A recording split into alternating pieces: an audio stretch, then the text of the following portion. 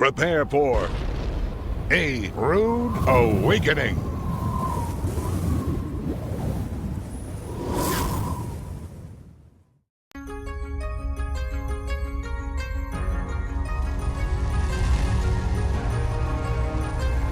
"4,000 years ago, the creator of the universe made an everlasting covenant with Abraham. All the land, from the Euphrates to the Nile, belongs to the sons of Israel. Shockwaves will shake the earth as heaven reaches down to fulfill that promise. Every nation that attempts to interfere with that covenant will march onto the battlefield against the Almighty. Prepare for a rude awakening."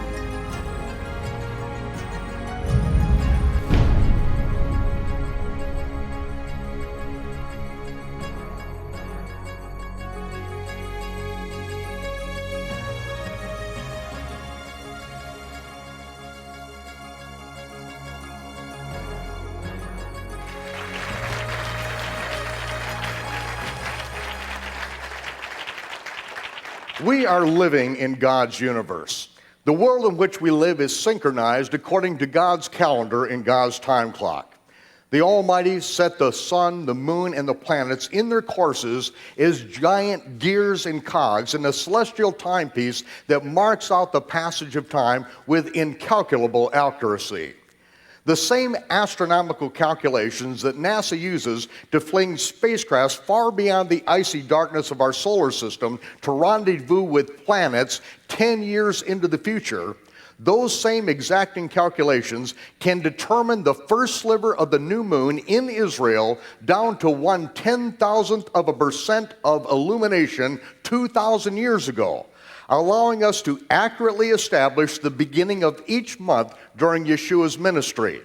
In fact, all of the feast days and the Sabbaths that Yeshua kept can be accurately determined down to 1/10,000,000th of a day, allowing us to crack the most controversial, the most complex, and the most repeated prophetic code in all of the Bible, the Jonah Code. The prophetic code that proves that Yeshua is the Messiah. In fact, once the Jonah Code is accurately deciphered, we can, for the first time in history, decode the first 3 layers of Daniel's 70 Shavuot, or 70-week prophecy, the very prophecy that Sir Isaac Newton was haunted by until the day of his death, but still could not be understood until the time that the angel Gabriel prophesied that knowledge shall increase. In fact, knowledge in this generation is doubling just about every other year. And they say that by the year 2008, that knowledge, the entire knowledge base of humankind, will double 3 times that year. Men are now running to and fro, as the angel Gabriel put it, at speeds measured in nanoseconds. Mathematical complexities about which we had to make educated guesses just 2 decades ago are understood with absolute precision now. And if our calculations are correct, we are fast approaching the day when Isaiah's prophecy concerning Damascus will be fulfilled. The oldest inhabited city on planet Earth is less than 4 short years away from becoming a ruinous, uninhabitable heap of nuclear debris. I'm Michael Rood. Prepare for a rude awakening. In the spring of the year 2000, I made a statement that was repeated on numerous radio and television programs over the next several months. I stated that if we have adjusted the calendar accurately concerning the Aviv barley in the land of Israel for that year, that we will see violence erupt in Jerusalem before sundown, September 28th of 2000. That spring and summer, all was at peace. Another meeting at Camp David in July went with little fanfare, but the morning of September 28th of 2000, Ariel Sharon, not yet prime minister, ascended the Temple Mount, opened the book of Ezekiel, and read the prophecy concerning the reuniting of the 2 sticks of Israel, Ephraim and Judah. The bloodshed commenced at that time, And the Second Intifada ensued. The violence that began that day has now claimed the lives of over 4,500 individuals. This now infamous date was determined not by divine revelation, not by an angelic visitation, but by simply using the Creator's original calendar to calculate the timing of the annulment of the covenant of death that Israel entered into in 1993. That was the covenant that Isaiah prophesied would be annulled by violence. And it was annulled on the very date according to the Creator's original calendar and his time clock. When the violence erupted on schedule, I stated that this proves that the Creator runs the universe according to his calendar and his time clock. And those who ignore the times and seasons of which the children of light are not supposed to be ignorant, they ignore them at their own peril.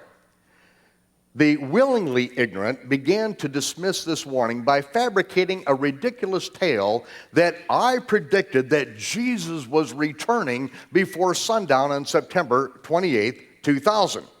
Before sundown.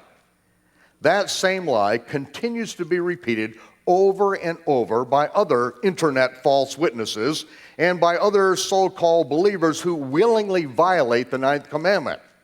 But in my first book, The Mystery of Iniquity, which is subtitled The Legal Prerequisites to the Return of the Messiah, I detailed the things that the scriptures say must come to pass before the Messiah returns.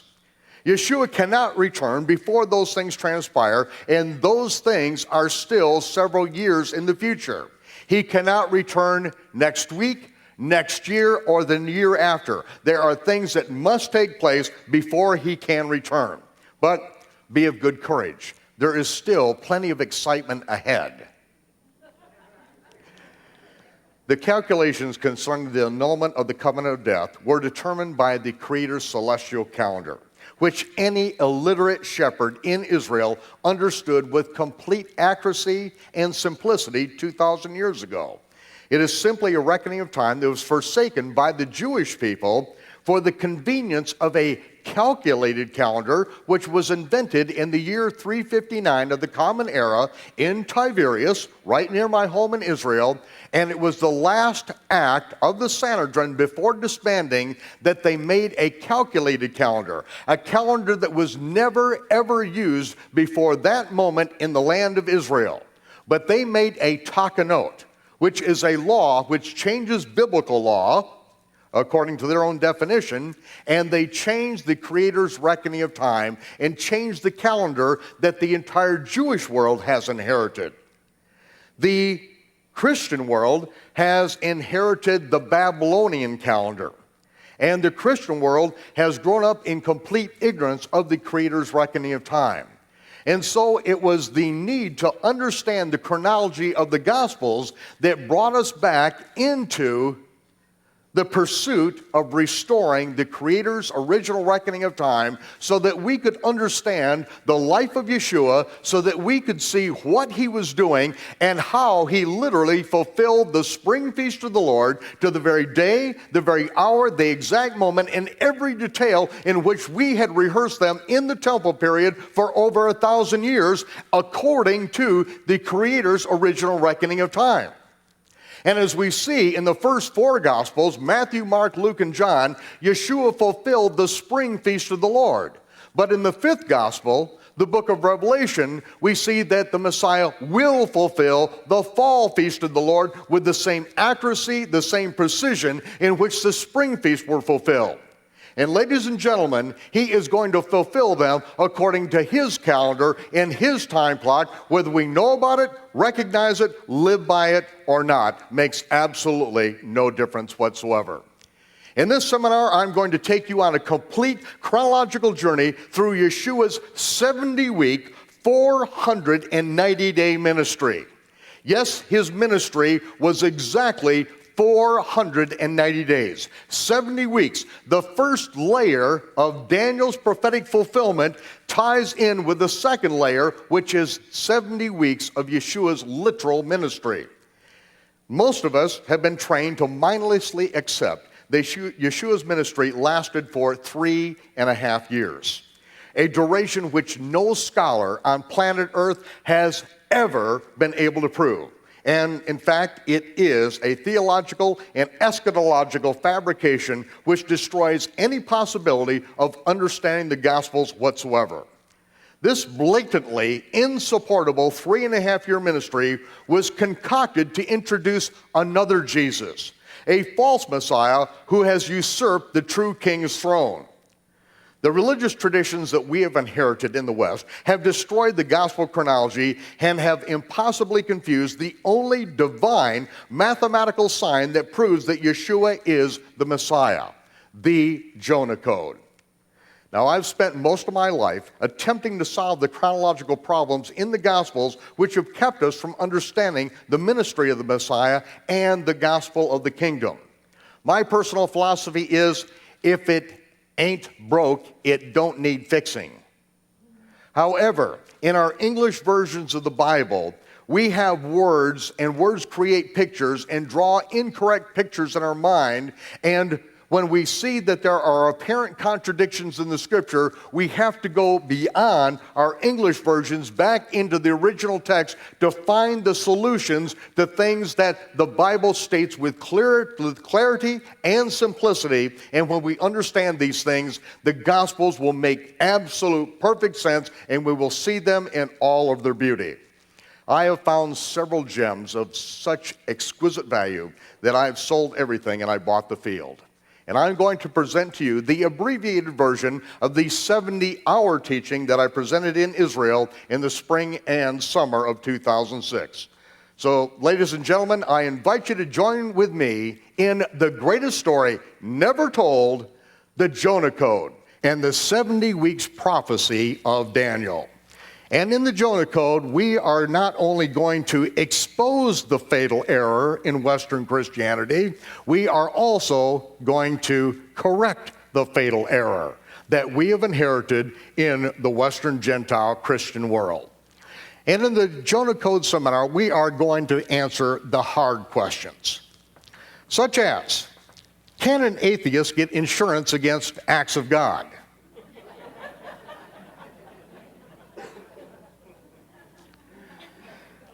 Why do they put Braille on drive-through bank machines in America? This has me a little bit worried. If you ate both pasta and antipasta at the same meal, would you still be hungry at the end? If one synchronized swimmer drowns, do the rest drown as well?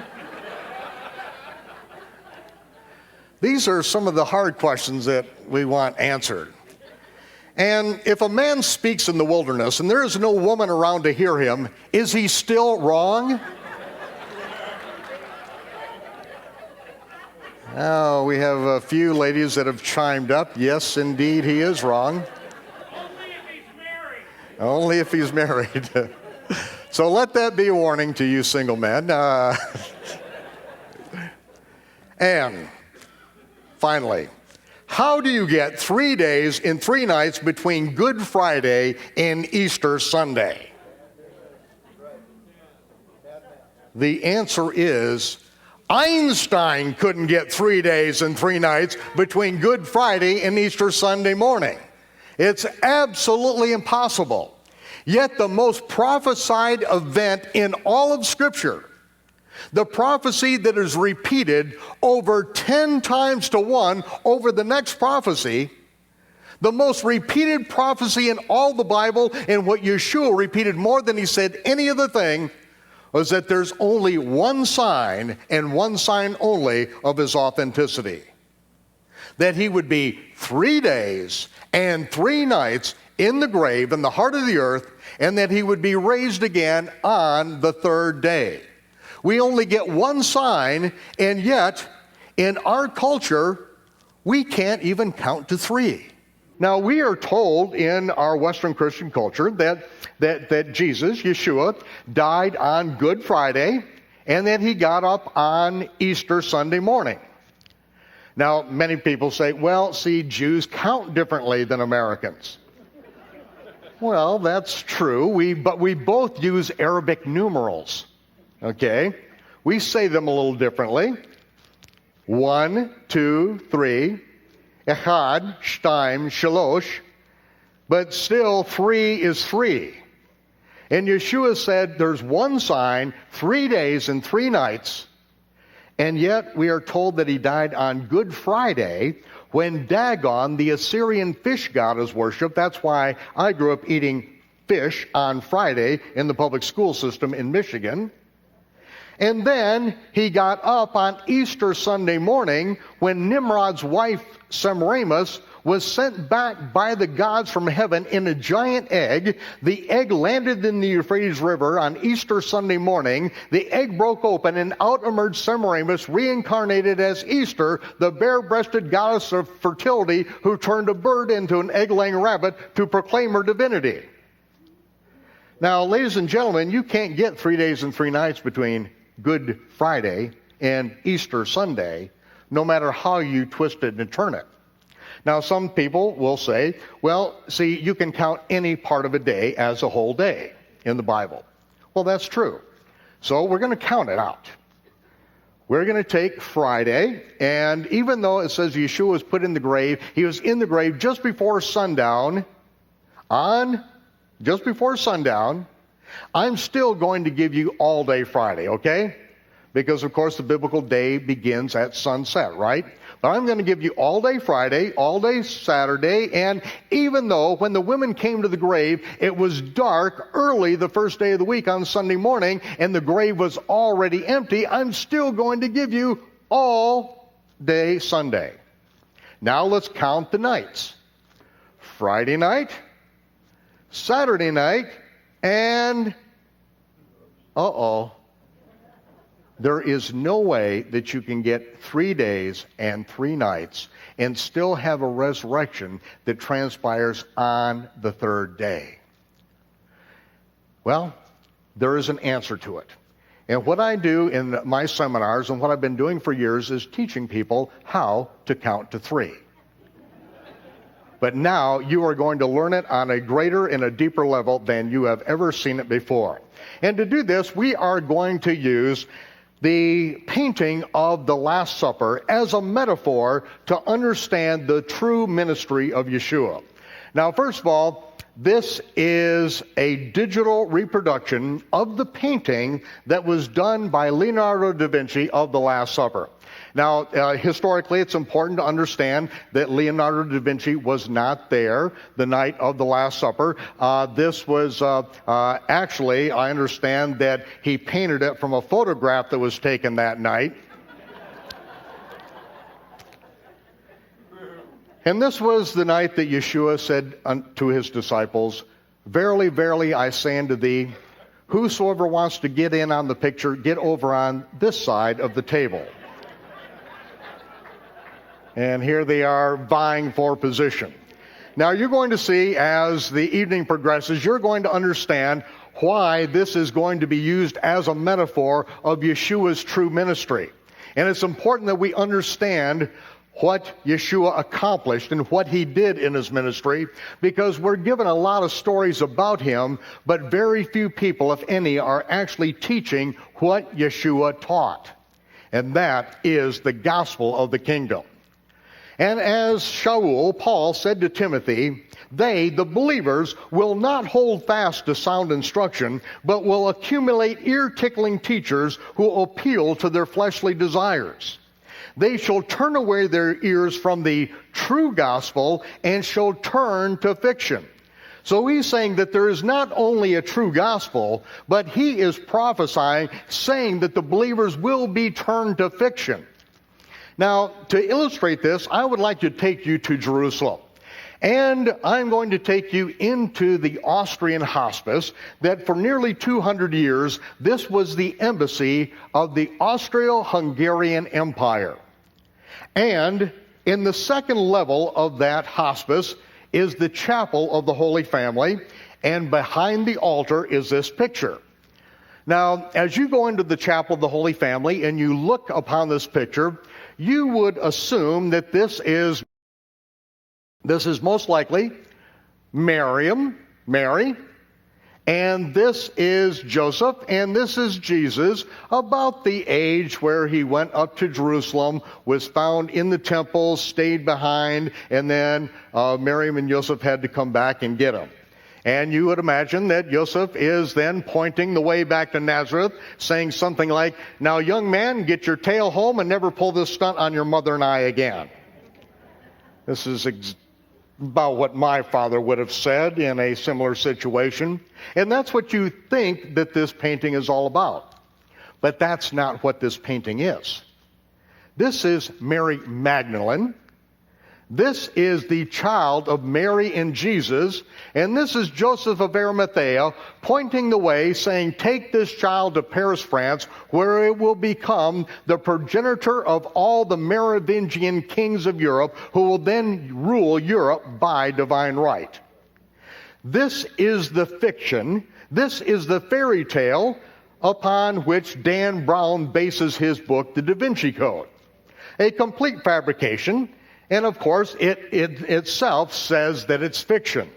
But most believers, when they read this and they open the page that says fact, they think that they're actually reading facts that are true. No, the entire book is a fiction, and everything that he lists as a fact are actually truths that have been twisted 180 degrees to try to draw the person into the entire story to think that it has validity.